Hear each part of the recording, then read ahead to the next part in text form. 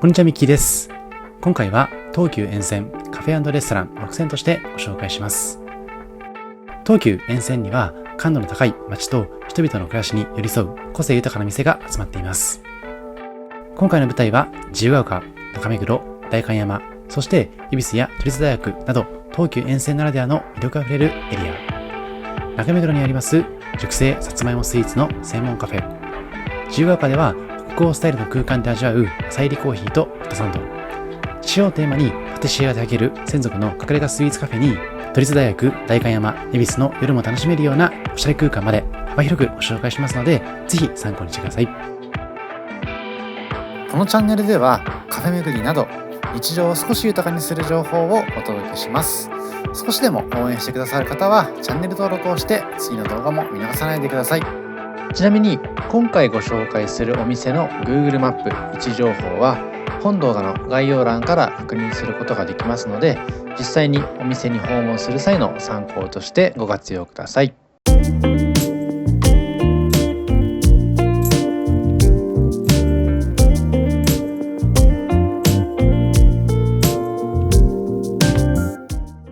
まずご紹介しますのは中目黒から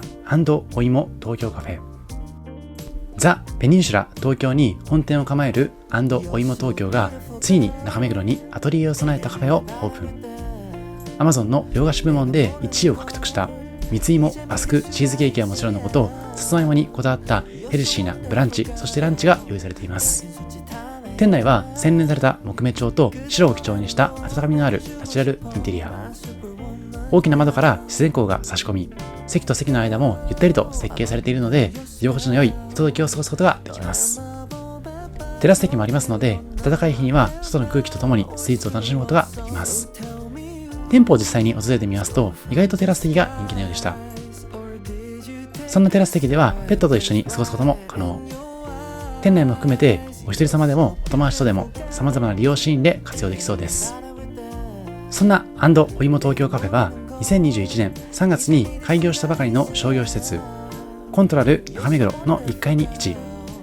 目黒川から程近い洗練されたエリアに佇んでいますので、落ち着いて過ごすことができます。さて、店名にもありますお芋のこだわりについて。使用するさつまいもは種子島産の安納芋を60日以上熟成させ、炭火の遠赤外線でじっくり2時間15分かけて焼き上げるこだわりの一品。その甘みと風味を最大限に生かした蜜芋バスクチーズケーキは Amazon の洋菓子部門で販売開始1ヶ月で1位を獲得していて、お土産としても抜群です。さて、こちらの店で提供されるメニューの特徴としましては、グルテンフリーのメニューが多数ある点。キッシュやモンブラン、さらにはニョッキ、ゴルゴンゾーラなど多彩なカフェメニューが魅力です。他には世界遺産のある宮島にロースターを構えるいつきコーヒーさんの豆を使用したコーヒーゼリーだったりとか、蜜芋仕立てのマンゴープリンの提供もありましたので、それらもとても気になりました。また、愛犬との訪問を想定したワンちゃん用のメニュー、蜜芋ドックスチップスや蜜芋ドックスバースデーケーキなどユニークな品も揃っています。そんなお芋東京カフェさんで、この日はモーニングに訪れまして、新作グルテンフリーメニューを注文しています。まずはグルテンフリーパンケーキ、そしてセットでカフェラテをいただいています。グルテンフリーパンケーキは卵がとろり、ベーコンはカリッ、甘じょっぱいバランスが癖になる米粉のパンケーキです。ふんわり&もっちり生地はグルテンフリーで実現。食事系が好きな方に嬉しい一品になっていました。こちらのメニューに関しましては、お好みでメープルシロップをかけていただくこともできます。お食事系のメニューでありながらメープルシロップと絡み合って、朝食としても満足感が高いメニューになっています。付け合わせとしてサラダがついているのも嬉しいポイントでした。そしてもう一ついただきましたのは安納芋ペーストのアサイーボール。ビーガン、グルテンフリー、そして上白と不使用といったこだわりっぷりです。アサイーにはアーモンドミルクを使用。自家製のグラノーラにバナナ、ブルーベリーをトッピングして、砂糖は一切使用しておらず、フルーツのみで甘さを実現しています。また、安納芋焼き芋ペーストとも相性が良くて、カカオニブがいいアクセントになった完全ビーガンの食品。お好みで先ほどと同じくメープルシロップをかけていただくこともできます。もちろんセットでいただきました抹茶ラテも抜群の味わいでした。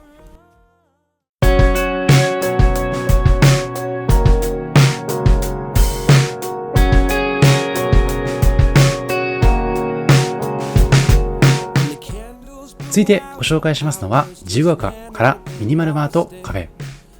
自由が丘駅から徒歩わずか1分、サブウェイの脇にある階段を上った2階、そこに広がるのがミニマルマートカフェです。2021年11月にグランドオープンしたスクランブルサロンという新しい形の複合店舗であり、美容室、セレクトショップ、カフェ、さらにはワインバーや書籍コーナーなどがシームレスにつながる、まさに自分の価値を自分で作るを体験するような場になっています。インテリアは白とグレーを基調とした韓国風のミニマルデザイン。無機質でありながらも木のぬくもりとドライフラワーが柔らかさを添え、壁のない開放的な空間が広がっています。窓から差し込む自然光に包まれつつ、個性的なインテリアに腰を下ろしつつ、あなただけの落ち着いた時間を過ごすことができます。カフェもサロンも壁がないので、その開放感がさらに広がっています。サロン利用の際には部屋施術中にドリンクやスイーツを楽しむこともできますので、まさに自由な過ごし方を実現している設計です。コーヒーとしましては、デンマークのプロログコーヒーさんや石川県のタウンズフォークさんなどのスペシャリティコーヒー豆を浅入りで提供。豆本来の香りや味の奥行きを楽しむことができます。メニューとしては様々なメニューがあるんですけれども、店舗オリジナルのピスタチオチーズケーキやクリーミーなティラミス、プロログコーヒーを使ったコーヒーゼリーや贅沢なアフォガードなど豊富で特徴的なラインナップが揃っています。そんな数々のカフェメニューも気になりつつ、この日はお食事系のメニューをいただいています。まずは手前からクロックムッシュ。中央にありますのは生ハムクリームチーズサンド。ドリンクとしましては奥からエルモカというメニュー、そして左手はエスプレッソトニックです。ドリンクは先ほど申し上げたようなスペシャリティコーヒーの豆を使ったこだわりの一杯。フードメニューに関しましては7月からの新メニューになっていまして、これも注目です。さて、まず生ハムクリームチーズサンドについて、塩気と旨味がある生ハムにまろやかなクリームチーズ、甘酸っぱく爽やかなピクルスがアクセントになった一品。シンプルな味わいの中にも噛むほどに小麦の香ばしさが広がって、朝食やワインのともにもぴったりの満足感があるサンドになっています。そして手前側はクロックムッシュ。もっちりとした湯種食パンに塩気と旨味のある京都ハム、とろりと広がるシュレッドチーズ、自家製のベシャメルソースを重ねてじんわりと優しい旨味が染み当たります。まろやかかつ温かな味わいをぜひご堪能いただければと思います。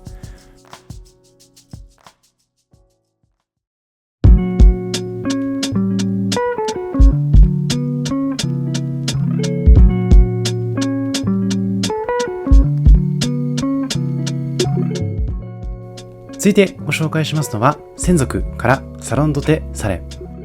こちらの店は2025年6月にオープンしたばかりの注目店。ご覧のようにガラス張りのモダンでスタイリッシュな空間が魅力的です。内装はまるでバーのようで洗練されながらも居心地が良く、ナチュラルな日差しが差し込む雰囲気満点のカフェです。店名の由来となりますサレ、つまり塩を使ったコーヒー、そして自家製スイーツがこの店の主役。地元では早くも評判になっているようです。ほがらかなスタッフさんの接客も心地よく、一人カフェや友人とのブランチにもぴったりです。また入り口の窓をよく見ますとお絵かきスペースもありまして、ご家族や親子でも楽しめるようなカフェになっています。この日も多くのお絵かきが描かれていまして、とてもほっこりしました。お絵かきの様子に関しましてはインスタグラム等でもたまに紹介してくれてますので、そちらを見るだけでも楽しめそうです。おにぎりの販売なんかもされていましたので、洋風なお店かなと思いつつも意外と新しい発見もあるようなお店でした。さて、こちらは塩キャラメルのバスクチーズケーキ。今回こちらも注文したんですけれども、このホールのケーキから切り出して提供してくれますので、提供されるまでの時間もワクワクするような、そんな空間になっています。さて、今回こちらの店では2つのドリンク、そしてフードメニューをいただいています。まず奥側から塩キャラメルラテ、右奥のサレラテ、他にはサレ特製エッグベネディクトにトッピングを添えて、加えて先ほどご紹介した塩キャラメルのバスクチーズケーキを注文しています。店名にもなっていますサレの名前を冠したサレラテ。店舗オリジナルのラテになっていまして、福岡県糸島市の又市の塩製塩所工房トッタンというお店でスタッフのご友人にこだわって作っていただいている滝塩を贅沢に使用したカフェラテとのことです。竹の塩田を使って凝縮した海水を平釜で丁寧に炊いて作られた塩が持つ唯一無二の塩味がエスプレッソが持つコクとミルクの持つ甘さを最大限に引き出してくれまして、濃厚で満足感を感じながらもまろやかな甘じょっぱさがまとまりのある味わいになっておかわりしたくなるような一品でした。塩キャラメルラテは塩キャラメルソースがアクセントになった甘じょっぱいドリンク。香ばしさとミルク感のバランスも絶妙になっていました。さてこちらはサレ特製のエッグベネディクト。こちらも塩がアクセントになった自家製オランデーズソースが決め手。ご覧のようにふわとろのポーチドエッグとカリッと焼かれたパンの調和が抜群です。さらに今回はトッピングでアボカドとベーコンをつけていただいているんですけれども、さらに味わいが深まり美味しくいただくことができました。そしてもう一ついただいたフードメニューは塩キャラメルのバスクチーズケーキ。しっとり濃厚なバスクチーズケーキに塩キャラメルの深いコク、スイーツ好きの期待を裏切らないようなビターな満足感。またお皿の周りに散りばめられたキャラメルをお好みでたっぷりつけながらいただくことができる、そんな一品になっていました。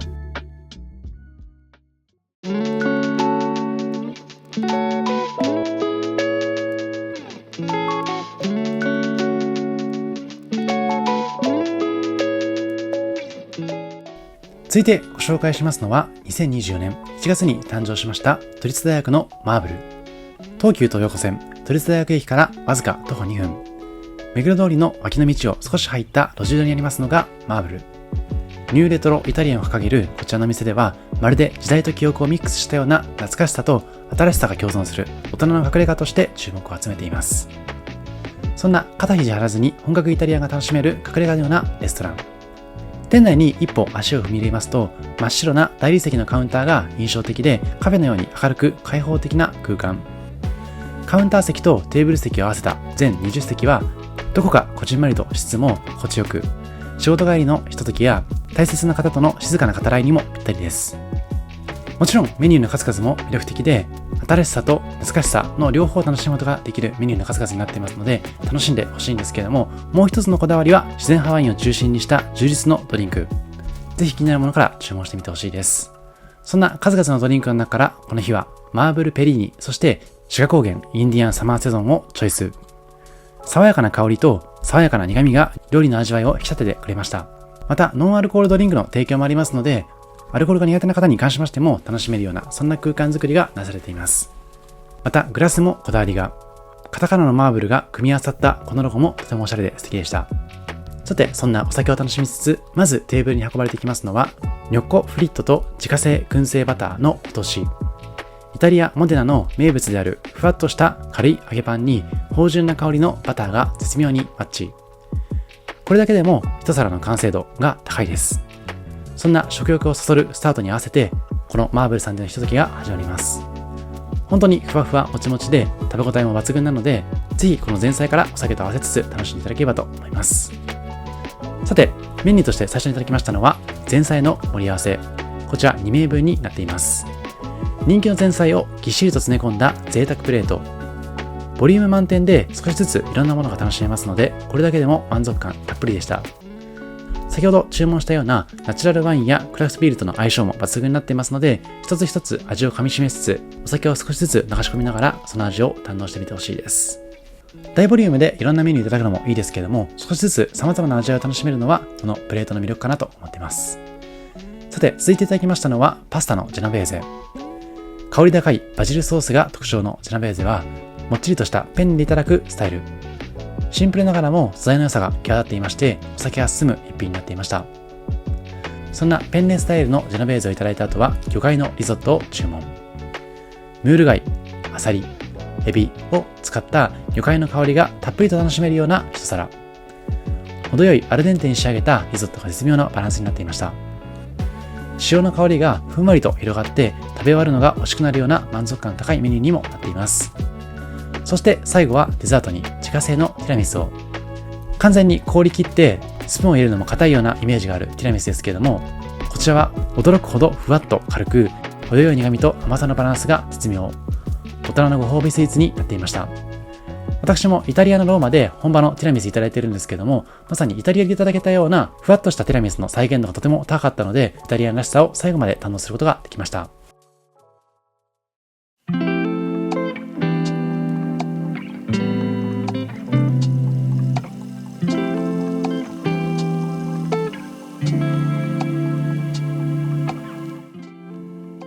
続いては代官山から代官山ジャンプコーヒーロースタリーカフェ。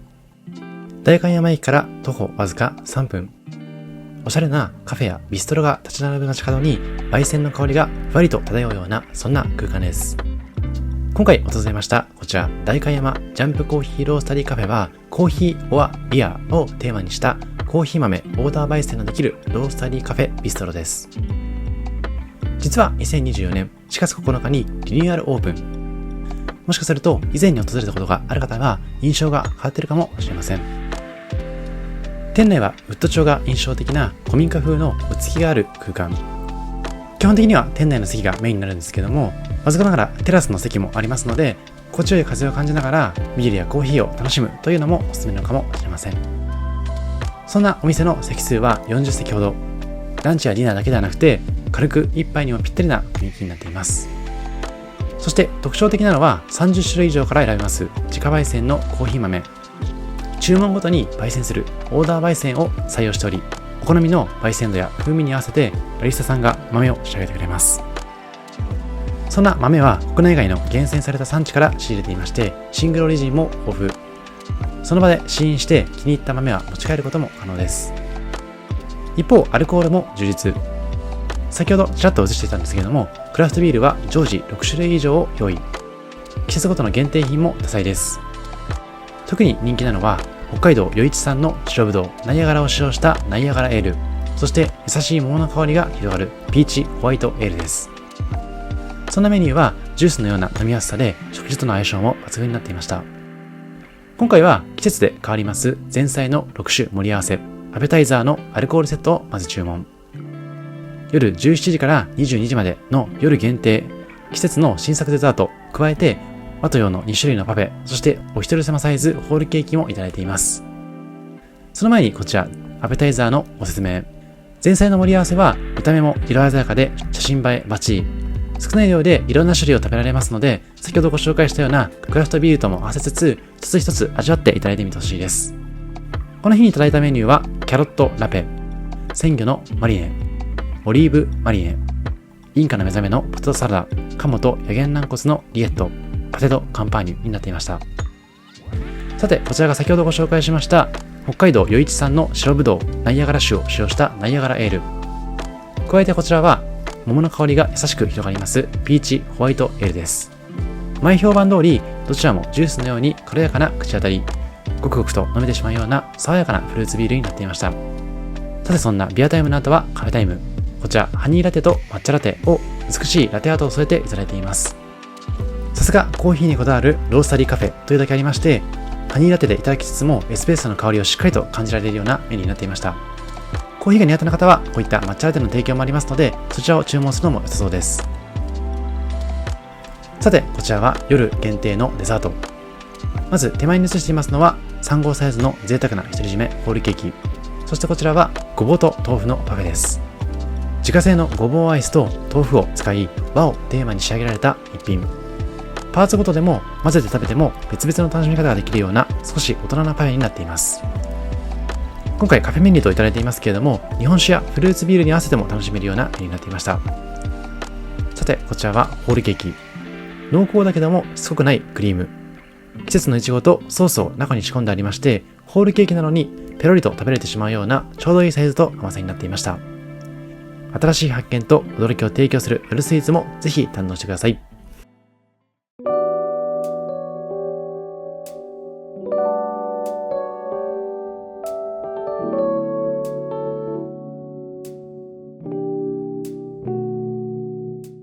そして最後にご紹介しますのは恵比寿からウノスタイオ。こちらは2024年9月にオープンしたお店です。イタリアの土地の香りと東京らしい静けさを感じられるような大人空間。そんなウノスタイオは素材の味を大切にした郷土料理と自然派ワインを気負わず楽しめるような小さなリストランテです。自家製の生パスタと季節のアラカルト、そして静かなぬくもりに包まれた空間が何気ない一日を特別な夜へ導いてくれます。店内はウッディなぬくもりを感じる空間。カウンター席や落ち着いたテーブル席、ペット同伴可能なテラス席もあって、どんなシーンでもリラックスして過ごすことができます。この日はテラス席でいただいたんですけれども、一人通りがあまり多くなかったので、開放感もあってよりリラックスして食事を楽しむことができました。さて、注目はイタリア産のパスタマシンで仕立てた生パスタ。そのもちもちとした弾力とほどけるような歯切れの良さが特徴的。ぜひこの後ご紹介する映像と一緒に楽しんでみてほしいです。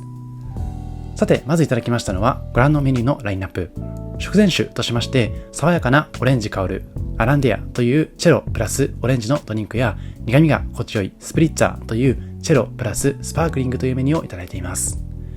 ワインはイタリア全土からえりすぐりの自然派が中心で、グラスでもボトルでも楽しむことができます。スポルトレッティのグルケットという白とロッソオロという赤は特に食中酒にぴったり。ぜひそういったドリンクも楽しんでみてほしいです。さて、中央に映っていますのはエビとリコッタチーズのカンノーロ。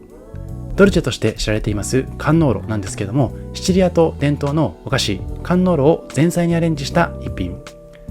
本場イタリアでいただいたようなドルチェのカンノーロとはいい意味で全く違う食感や味付けでした。